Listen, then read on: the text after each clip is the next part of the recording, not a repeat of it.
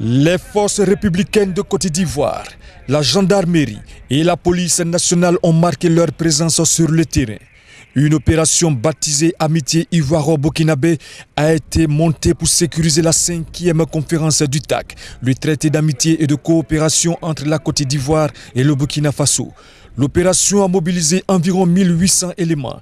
Il s'est agi de sécuriser toutes les grandes activités qui ont jalonné ce sommet. Et toutes les actions ont été coordonnées depuis le poste de commandement principal, c'est à la garde républicaine de Yamoussoukro.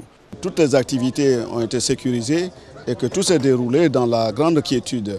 C'était le but de l'opération. Nous pouvons donc dire que ça a très bien marché.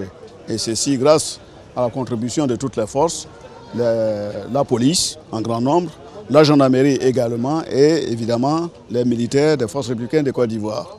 Et c'est l'occasion pour moi de féliciter tous nos hommes qui se sont donnés, malgré les intempéries, de tout temps pour garantir la sécurité de ce 5e sommet. Outre l'opération Amitié Ivoiro-Burkinabé, une autre a été mise sur pied.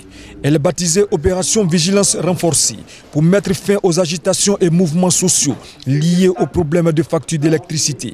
Elle a permis de déployer l'essentiel des effectifs. Il était impérieux pour nous de maîtriser cette situation au plus tôt. C'est pourquoi l'opération Vigilance renforcée a été décidée par nous.